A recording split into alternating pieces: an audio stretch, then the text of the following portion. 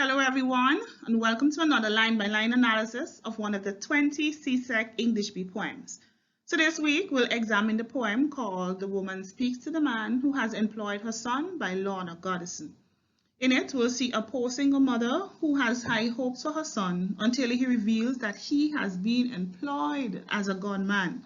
The mother prepares for the worst, but fights with her only weapons, which are her prayers and her tears, hoping against hope that she will be rewarded while reminding herself of the terrible grief that seems to lie ahead. So before we begin our line-by-line analysis, let's begin by reading the poem. The Woman Speaks to the Man Who Has Employed Her Son by Lorna Goodison. Her son was first made known to her as a sense of unease, a need to cry for little reasons, and a metallic tide rising in her mouth each morning. Such signs made her know that she was not alone in her body. She carried him full term, tight up under her heart. She carried him like the poor carry hope, hope to get a break or a visa, hope one child go through and remember you. He had no father.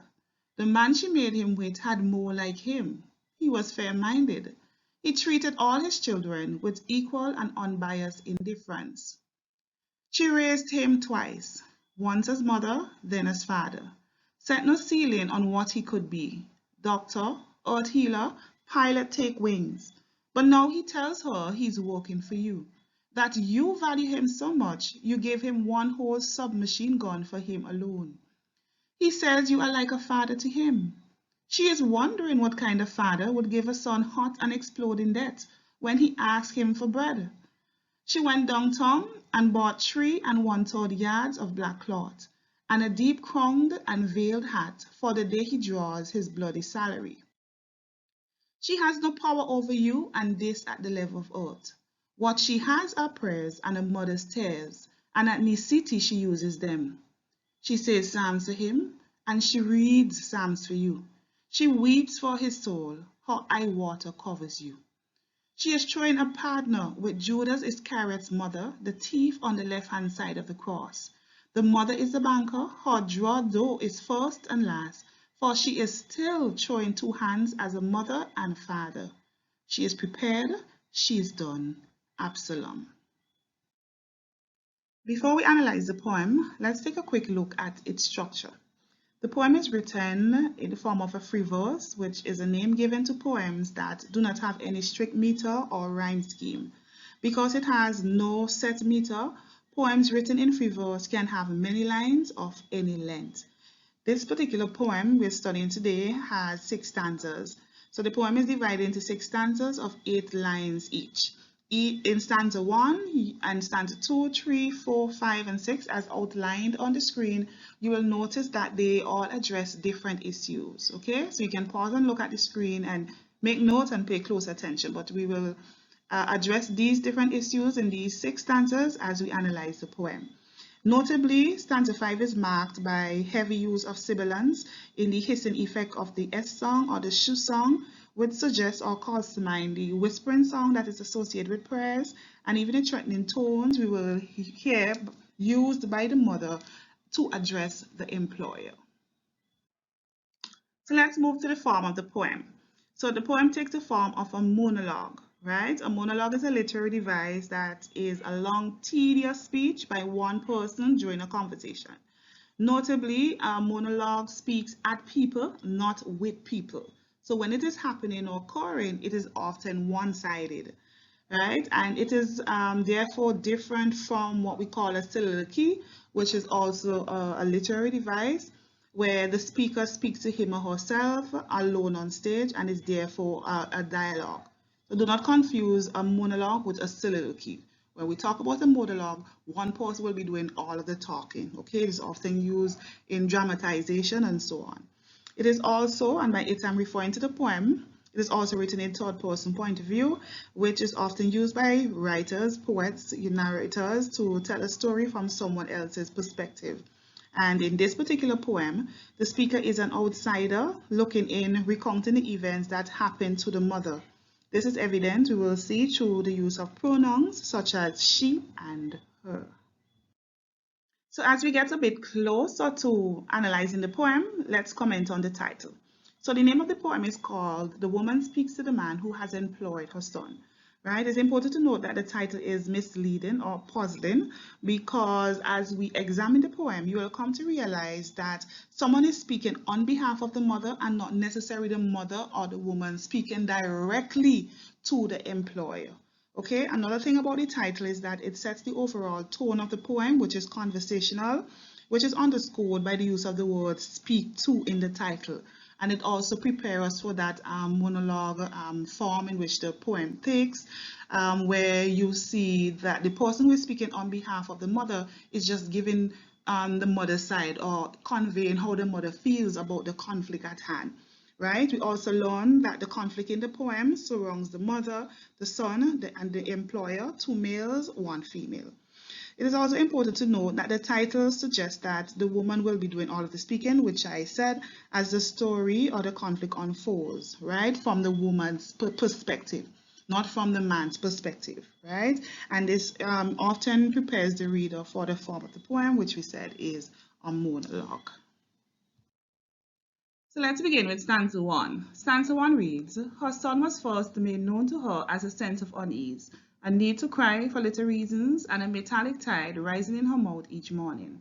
Notice that stanza 1 begins by saying that the mother became knowledgeable of her pregnancy as a result of experiencing pregnant symptoms such as a sense of unease, a need to cry for little reasons, and metallic tide. Notice that in line 2 of stanza 1, a sense of unease refers to the mother's uncomfortable feeling, and a need to cry for little reasons.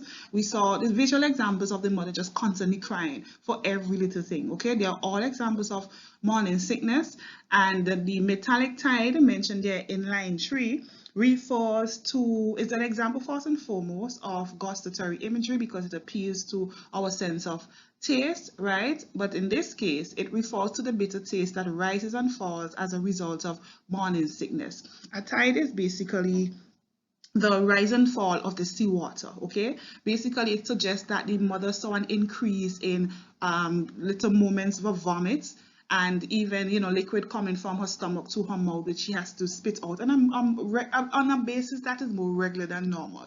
So it suggests that she didn't have to go to the doctor or even buy one of those modern day pregnancy home kits. Just by these signs, she determined that, you know, I am pregnant. Okay. Also, there's an example of foreshadowing in a sense of unease. Foreshadowing is an example of a literary device. It is often used by a writer to create suspense sometimes by hinting or giving examples of different clues or things that will be developed further on in the poem, which we'll see as we move from stanza 1 to stanza 6. But in this case, it hints the mother's future disappointment in her son, particularly about the choice he made as he got older. Okay? Now, let's move on to the latter part of stanza 2, which says that such signs made her know that she was not alone in her body. The use of the word alone suggests that the mother's life was probably filled with loneliness. So the presence of this baby suggests that the mother expected that this son would have complemented her life. She now had an entity, not just an entity, but she had someone to place her love in. She had someone to go through life or do life with. Okay, now it also says that she carried him full term. This refers to the entire period of pregnancy, which is just over 9 months and at least 39 weeks. Okay, so she carried him full term. Notice that she went full term throughout the 39 weeks. She did not abort him, right? It suggests that really and truly she had pride and she really took care of him. She actually carried him full term, tight up under her heart, which is an example of metaphor. So literally it refers to the fetus that was held closely to the mother's heart, and figuratively speaking, we can say that this baby was carried as though hugged tightly with love.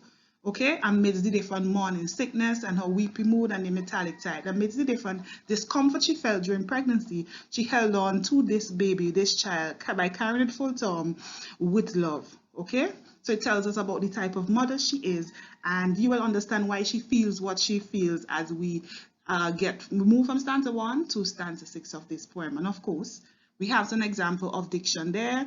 If you see any other words that you want to use, just go ahead and use them. But remember, when you are using diction as a poetic device, you must identify a word in the poem, give a definition, and comment on how that word aided your understanding of the issue at hand.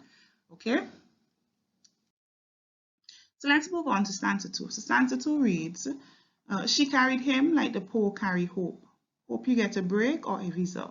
Hope one child go through and remembers you. Okay, let's just stop there. She carried him like the poor carry hope is an example of a simile because the mother, or the hope that the mother carried is likened to the hope that the poor carries, right? So she carried him like the poor carry hope.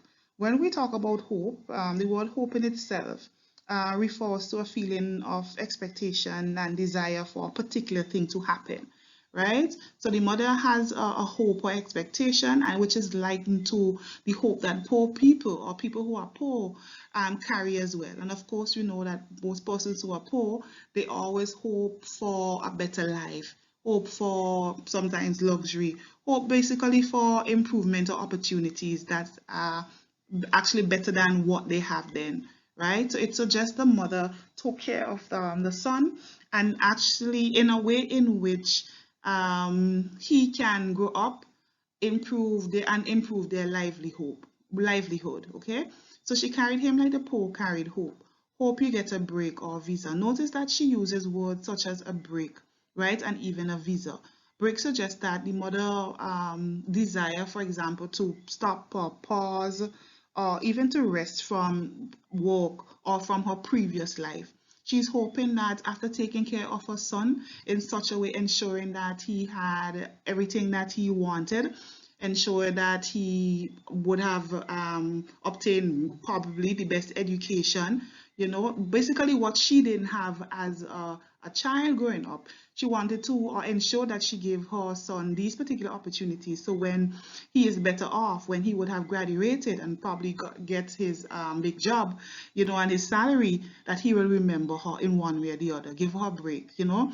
In the case of not just birthdays and so on, maybe it's not in the poem, but it's a case where one day he will allow her to actually bask in what he has achieved, whether it's financial or even social mobility. Okay, and notice the word visa is used there.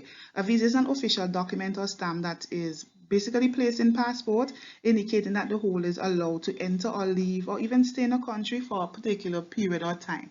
So notice the use of the word visa suggests that the mother has even plans to travel. She has plans to move from where they are, where she's living, from her country and see the world, and she can only do that with money that she doesn't have. But she's hoping that at some point her son will be able to actually work for and even receive a salary that will allow her these grand opportunities. So that is why it is the stanza 2, sorry, begins, she carries him like the poor carry hope. And line 2 says, hope you get a break or a visa. Hope one child go through and remember you. And notice that they say that one child go through. There's this concept in the Caribbean that you hear sometimes that a lot of persons, not just in the Caribbean, but persons, I have heard of persons who had just decided that they wanted a lot of children, so that when they get older, they will have so many children or so many hands to take care of them. Okay, in the event that they are homebound and they can't work, the children will turn back and take care of them. And of course, you will hear complaints about sometimes some persons have so many children, yet they are home not having even one of them to even boil a cup of water or even, you know, assist them with bills. So when the person says, hope one child go through and remember you, they're saying at least one of your children will become successful. Even if all of them, one of them will remember you. They will go through education, they will go through all the opportunities you would have created for them, and they will remember you. They will not just turn back and say, thank you, mommy. They will try to bring you along, you know, lift your social mobility, finance you in whatever way you need. Okay? And notice there, I highlight there in pink the use of simile, and of course we have there in yellow visual imagery where the mother treated the son with much love and care. Notice she carried him like the poor carry hope, as if she had to protect him, you know, because this was her future as well. Okay, let's move on. He had no father. He had no father. Well, of course, we know that a man was involved in his procreation, because conception is dependent on an egg and a sperm, right?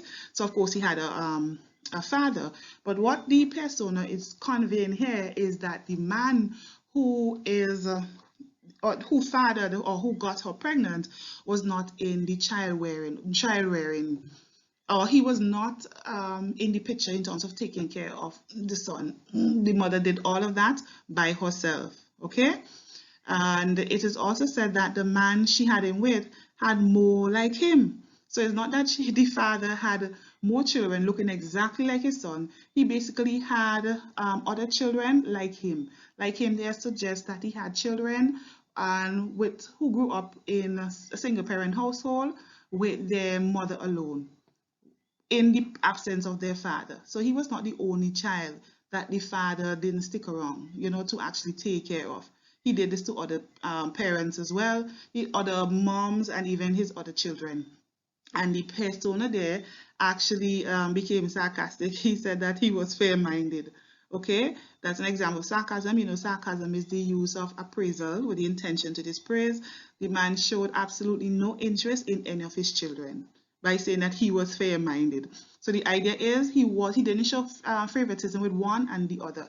Everybody did not see him. He was absent from their lives, and their mothers had to take care of them all by themselves, right? He treated all his children with equal and unbiased indifference, right? And of course, unbiased there means showing no prejudice for or against something. He had no favoritism, and he wasn't affected or influenced by someone's belief or opinion. He just didn't show up in their life. And of course, when somebody is indifferent, they lack interest, concern, sympathy, and enthusiasm for something or someone. So that's the kind of father that was not in these children's life, including the mother's son in this poem. Notice the use of the repetition of the word hope there, right? It emphasizes the mother's yearning to eliminate their poverty or the poverty through her son, which we will realize later on is an example of irony, because the son will basically do the opposite. Okay, I am hoping at least you recognize my color coding. Let's move on to stanza 3. Stanza 3. She raised him twice, once as mother, then as father, set no ceiling on what he could be. Doctor or healer, pilot takes wings. So stanza 3 opens by sharing with the reader that she raised him twice, once as a mother, then as a father, right? So I can see why it is always, or for some persons analyzing, they're always quick to highlight the fact that a mother cannot play the role as a father, which is really true. Children need both parents in their lives. They need the mother to show what it means to be a mother, what it means to be female, and likewise for a father, and what it means to be a male as well, okay? But where this poem is concerned, basically, they're basically trying to highlight that for the mother, she feels that the person who is speaking on behalf of the mother is trying to convey that the mother thought, or she thinks that because the father was not in the picture, that she basically worked for two persons, whether she had to find two jobs or to do extra work, or even the work that the father should have done. That is basically what this particular idea wants to convey, okay? Also, it says that that she did, after doing her job as a mother, she did then as a father as well, okay? Set no ceiling. Usually when I see the term no ceiling, but before I comment on no ceiling, line 1 and the beginning of line 2 there, they're all example of visual imagery. The mother did the job of both parents, okay? So set no ceiling always reminds me of the term the glass ceiling, where in society, in the job world, there's this theory or perception by a lot of sociologists and even other theorists, especially where women are concerned. There's this glass ceiling theory, they call it, where they say that in a lot of societies, women could only reach in certain positions, and even if some women get the opportunity to get to the top as CEO and so on, they're always in the minority, because it's as if there's some imaginary glass or imaginary boundary which suggests that women should not attain at a particular level or particular offices or authoritative positions, right? So every time I see the word ceiling, that comes to mind. However, in line 2 of this poem, set no ceiling suggests that the mother basically didn't put any barriers in terms of what her son could be. Okay, when we think about ceiling, that's actually the overhead inside lining of a room you see when you look above you, right? So basically, she told him that you can be anything you want to be. Do not limit yourself.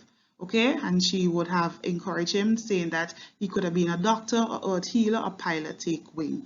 And of course, a earth healer is presumably referring to some form of alternative medicine practitioner or doctor as being the next best thing to a doctor. And of course, a pilot refers to someone who operates a flying control of an aircraft, okay?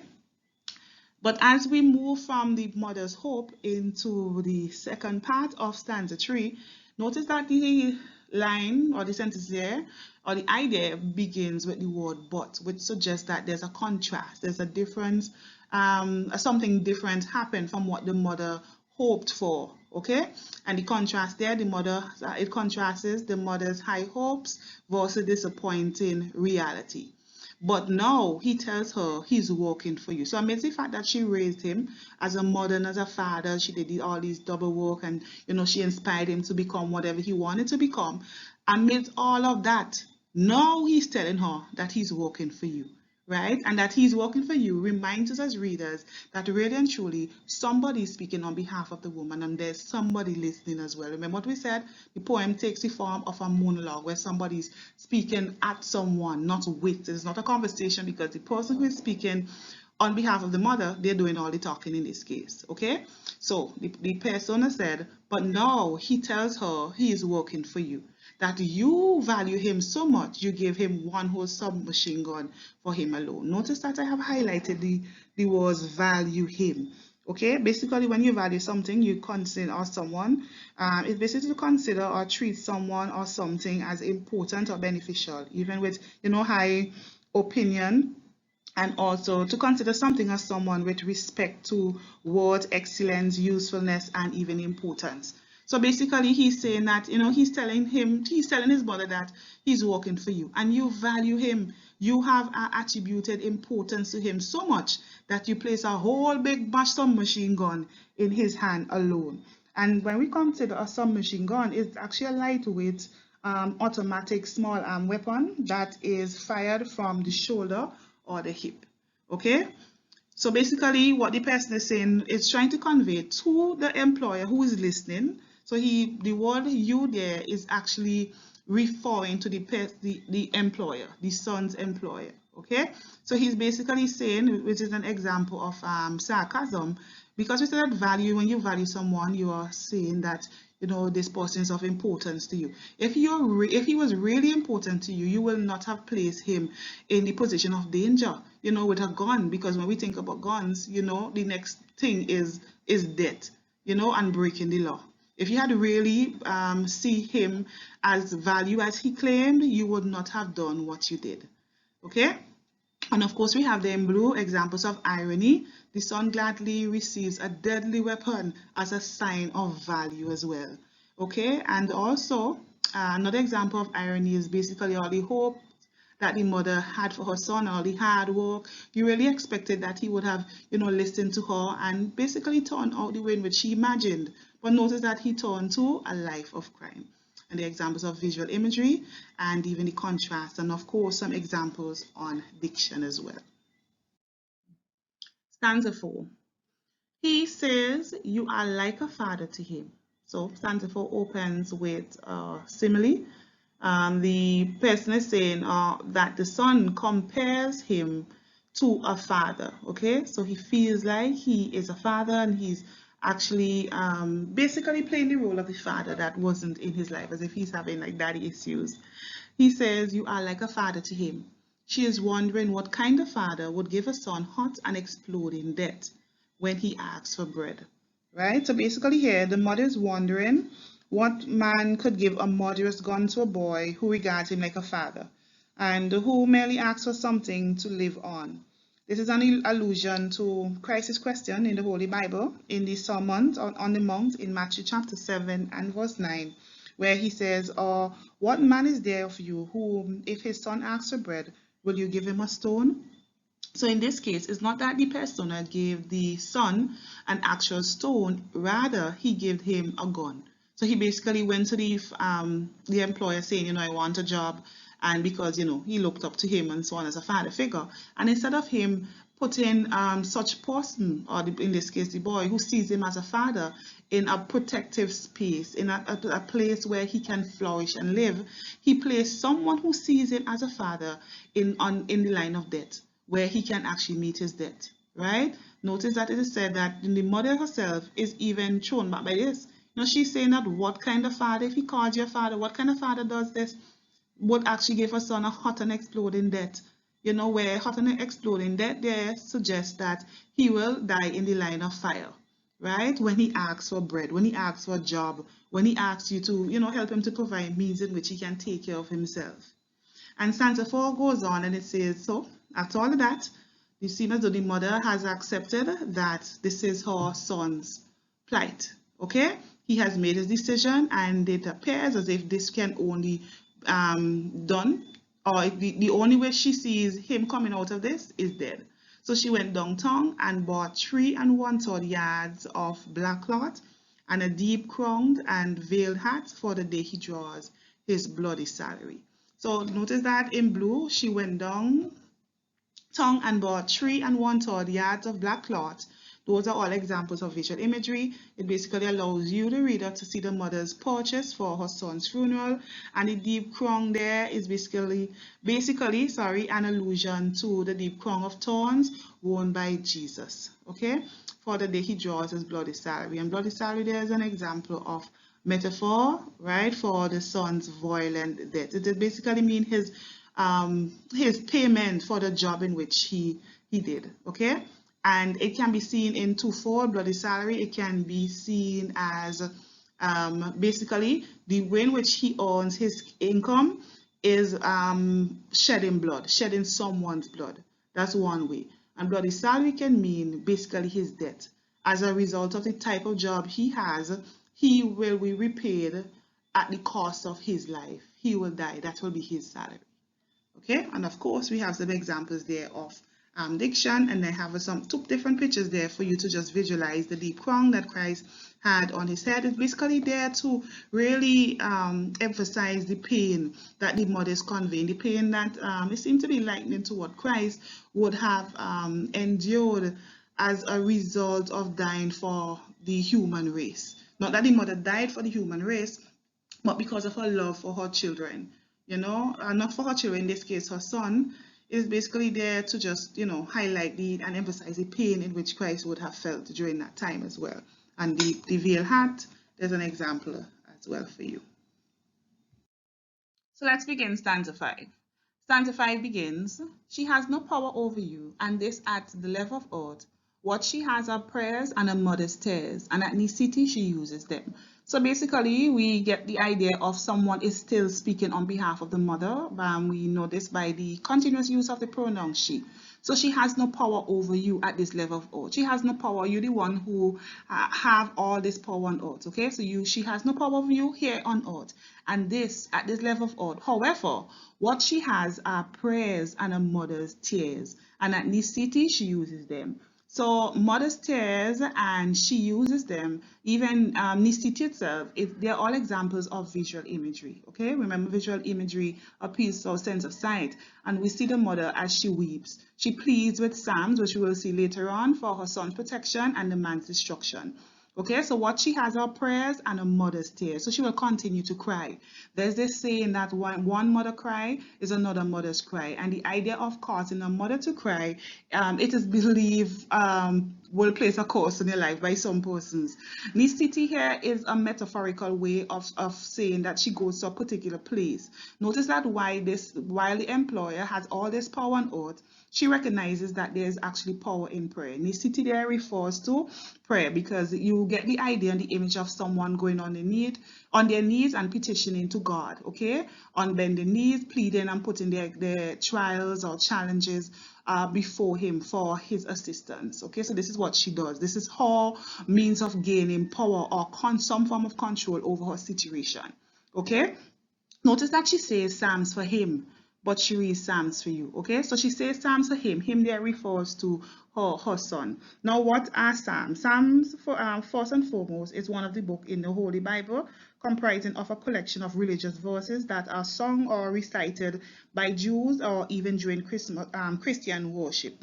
It is believed that Psalms have been a source of power to confront your enemies, even way back ancient time. There's some persons who use Psalms for evil purposes, but Christians often use them for protection and even for exhortation and so on, even praises to God as well. So when she says she reads Psalms to him, basically what the person is saying is that when she reads the Psalms, she's using them when where her son is concerned for protection, for God to, protect him and for God to change him and bring him back onto the path in which she trained him to walk on. However, when she reads Psalms for you there refers to the employer. The intention is that she's reading it and she's petitioning God for your destruction. Okay, so there's a difference between saying Psalms in this case and reading Psalms. Okay. Notice that I have them there highlighted in yellow. It's an example of auditory imagery because it appeals to our sense of hearing. And in this case, the mother can be heard reciting Psalms of protection and destruction. Protection for her son and destruction for the employer. Okay, it is also an example of visual imagery. You can, visualize her lips moving or even the act of praying as well. She also weeps for his soul. She weeps for his soul, the soul of her son. Notice that this mother, yes, it seems that the son did something, which we'll get at this point, okay? He obviously did something. And notice that amidst whatever wrong he would have done, she recognized that at the end of the day, your soul is solely important. We should not be concerned with he who could kill the body, but be concerned about who can kill the body and the soul, because at the end of the day, it is your soul that is really important when it comes to giving God an account, okay? Your soul salvation is the important thing, not necessarily the body. However, you need your soul to be right before death meets you. So the mother recognizes this and notices that she weeps. She continued to read Psalms. She continued to ask God for mercy and protection and to intervene in her case at this point. So she weeps for his soul, and notice that's how eye water cover you. You here is referring to the employer. Even though we are not hearing the employer's side at this point, the person who is speaking on behalf of the mother continues to remind us that he or she is there speaking and the employer is there listening by the use of the pronoun you, okay? And eye water is just a colloquial way of, it basically means tears. Okay, how eye water covers you. And the thing is that when somebody eye water covers you, because you're the one responsible for those tears, they will bring destruction on you. That's basically what they're saying. Okay, bad luck will always follow you. Okay, so how eye water covers you because you made a mother cry, the result will not be good for you. Okay, so of course I have some example there again with diction. Feel free to add any other words you figure important to your understanding of the poem as well. So we are finally at stanza 6. So stanza 6 begins, she is throwing a partner with Judas Iscariot's mother. So a partner is actually, in some Caribbean countries, it's called a susuhan. Some places call it a partner, right? It is an informal saving club or scheme or a saving agreement between trusted groups of family and friends. Well, it's supposed to be trusting because sometimes you hear some stories from this particular scheme, okay? So she's throwing a partner with Judas Iscariot's mother. Now, who is Judas? Judas is actually one of Jesus's 12 disciples who followed him for over 3 years but betrayed him in the end.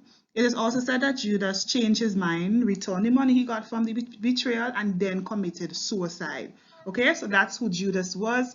He was actually one of Jesus's disciples. And notice that the mother in this poem, she is throwing a partner. She's involved in a saving scheme with different mothers. One with Judas Iscariot's mother and also the thief on the left-hand side of the cross. Now let's say a bit about the thief on the left-hand side of the cross. So when Jesus was hung there on the cross and left to die, crucified, he was placed between two thieves, one on the left and one on the right. They were both mocking him until the one on the left became convinced that surely Jesus is the Christ. So he repented and then he asked Jesus that when he goes back to his kingdom, remember him, he wants to be there. And Jesus said, surely to this day, you will be with me in paradise. So it seems as though the mother for the boy in this poem, she seemed to be partnering with mothers who have one, troubled sons, and one who seemed to be who seemed to understand her plight with her son, okay, because they would have had troubled sons as well. So notice that she's showing a partnership with Judas's mother, Judas who crucified Jesus, and also the thief on the left hand side of the cross, as if they have some sort of mercy that can rub off on her. Okay, they understand what it means to have a mother whose son is wayward. Okay, so the mother is the banker. The mother here is referring to the thief on the left hand side of the cross. Okay, so his mother is a banker. Notice that her drawer though is first and last. So in this partnership, or susu hand as we call it in different parts of the Caribbean, you can show different hands. Most persons tend to stick with one, and those persons who have extra change or additional expenses, they try to at least show two. So when it's their turn, or within the scheme of when persons receive the money, if you throw money twice, it means that you will receive twice at some point. Okay, so notice that her draw is first and last. Some might argue that her draw is last because there's some persons in this scheme, when they get their hand first, they tend to drop out and not care about other persons who were there before. Okay, so notice that she's first and she's last. Okay, for she still is showing two hands as mothers and father, just like the woman in this poem. Remember earlier she said that I live in the Caribbean. Remember, no, she did that. I'm just saying because of the noise. I am saying as well that, remember, she said that she played the role of mother and father. Well, she thinks that she played the role as father as well. In this case, the thief on the left hand side of the cross, mother, actually threw two hands. Okay, one as mother and one as father as well. That's why she feels that she can understand their plight, and working with them is the best decision. Okay, notice that in all of that, she's saying that she is prepared, she is done, Absalom. Okay, so she's showing hand as mother as father. Notice that she's prepared, she's done. As a mother, she has done everything in her power to ensure that he got everything he wanted. You know, she carried him full term. She had all the wishes and desires and so on for him. She did the best. She spoke to him to the point where she went and spoke to somebody else, and the person came to confront or even address the employer at this point. She's even going on the city praying and asking God, you know, at the end of the day, do not give up on him and so on. So even at this point, she's saying she's prepared, she's done, Absalom. Okay, but let me just say a bit on the throwing the partnership before I move on. It is said that, like someone investing in a saving scheme, she sees herself investing in prayers and tears, as Judas's mother must have done, along with the mother of the more trusting thief crucified with Jesus, who might therefore be trusted to be the banker. Okay, and where it says that her draw is first and last, and she played the role as mother and father, notice that the mother reasons that she will benefit twice as much as the others from the investment of prayers, while she is still investing in her child as both mother and father. And in the end, in that last line, where she says that the person says that this mother, she's prepared, and we know that she's prepared because she went downtown and she bought her cloth and she bought her deep veil, black hat, and so on for his funeral. So where the person says that she is prepared, she's done. She is prepared and has finished doing all that she can, both in getting the funeral outfit and in weeping and praying. Perhaps also the strange appeal to the man through the third party is part of her effort as well. And notice that the poem ends by just saying Absalom, as if it's saying amen. But this is actually an allusion to a story in 2 Samuel. And in 2 Samuel chapter 18 and 13, this single word echoes the finality of she is done. It's, for example, at the end of a prayer, especially since we have this idea of prayer with she going on her knees and praying to God and weeping and saying prayers for her sons and reading psalms for the employer. Okay, Absalom is said as if she's saying amen. She's alluding to the life of the character in the Bible called Absalom and his experience as well with his father. Okay, so this, by saying Absalom, now ending her prayer, and the not her prayer, but the person who is speaking to the employer. Okay, by ending his confrontation with Absalom, this single word echoes the finality of she is done. But it also links the mother's terrible grief to that of King David in the Christian Bible, who was the father of Absalom, who under the influence of Achitophel plotted against his father and was killed as well. Okay, so in 2 Samuel chapter 18 and 33, King David is heard saying, "Oh, my son Absalom, my son Absalom, would God I had died for thee, O Absalom, my son, my son." Okay, so yes, of course, she would have identified with Judas Iscariot's mother and the thief on the left-hand side of the cross, but she also identifies with the experience of King David and Absalom in the Christian Bible as well, because some background story on King David and Absalom, we realize that he really loved Absalom a lot. Okay, he was his favorite child, but of course Absalom was wayward as well. He even tried killing his father, but even his father said, as I read ago, that he would have been willing, to even die for him, even though he hated him so much and he wanted to kill him. And the mother feels too, by even saying Absalom in the end, that it seems as though, you really hate me. What is it that I have done? She continues to pray. She continues to hope that things turn around and her son, gives his life over to Christ, or just change the direction of the life that he's taking, the decisions that he's making today. Okay, so we have come to the end of the poem in terms of analysis. Let's move on to the themes, the poetic devices, and the tones. Okay. However, before we examine the themes and the tones and the mood, here's a summary of the poem. A poor single mother has high hopes for her son until he reveals that he has been employed by a gunman. The mother prepares for the worst, but fights with her only weapon, her prayers and her tears, hoping against hope that she will be rewarded while reminding herself of the terrible grief that seems to lie ahead. So here we have the different themes used in the poem.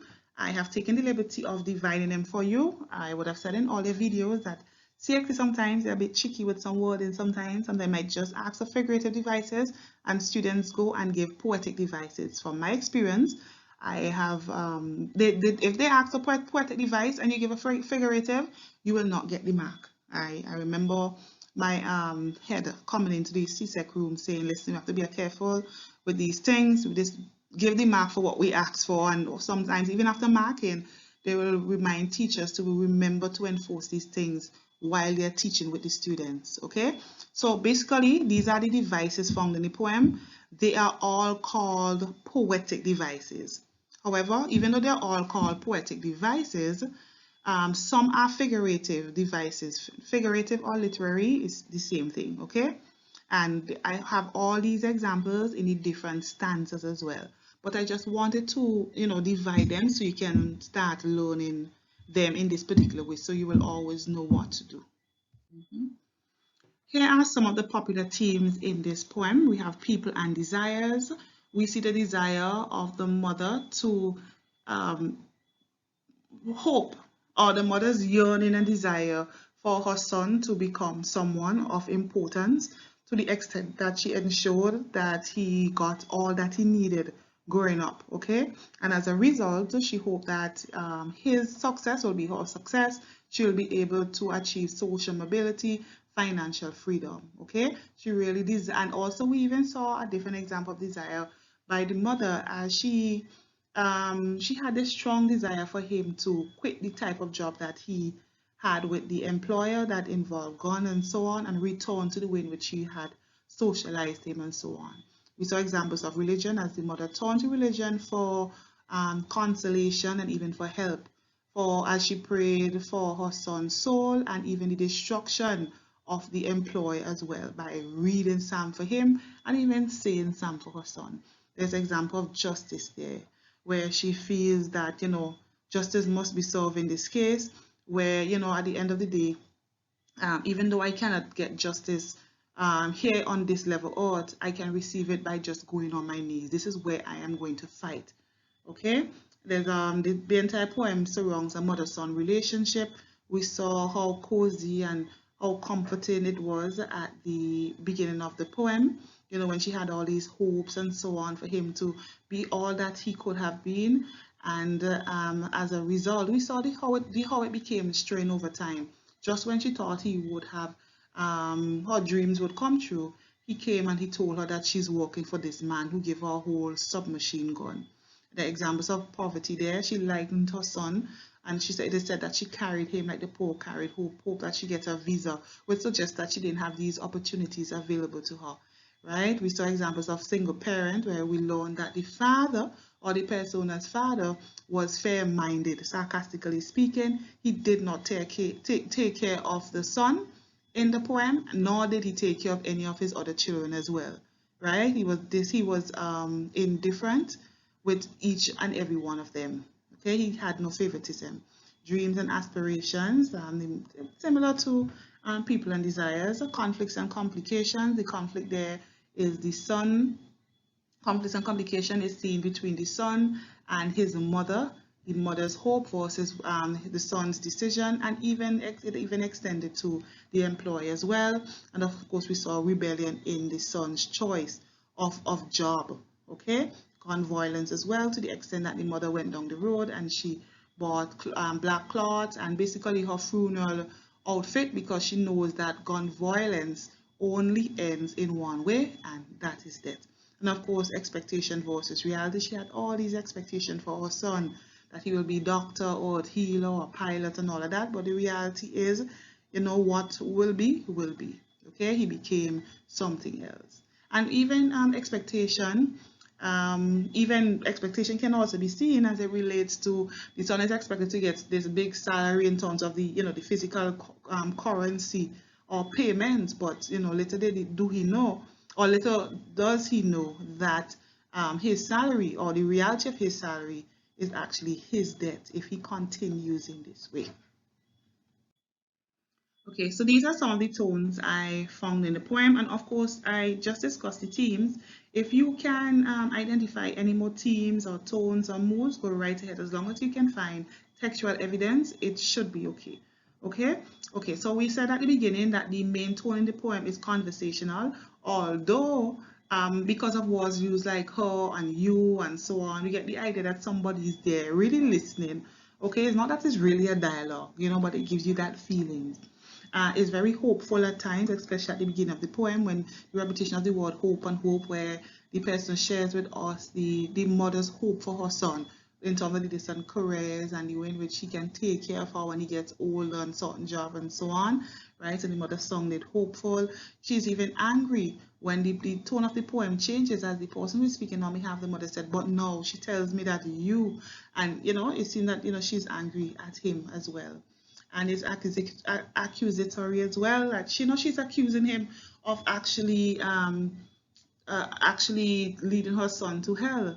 She's accusing him of leading her son to death, because of the type of job the employer is encouraging her son to partake in.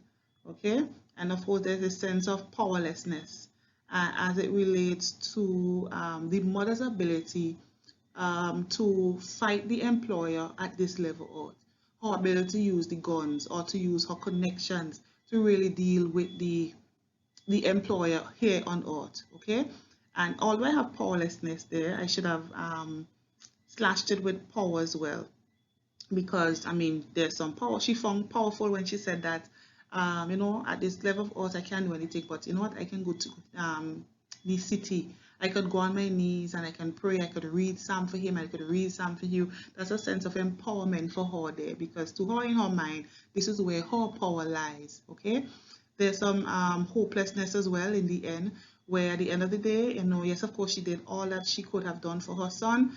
And, it seemed like a hopeless case still, to the extent that she went and she bought her funeral clothes and so on. And then she seemed to accept that this is what's going to happen. I'm just preparing my mind. I'm just waiting for the news as well.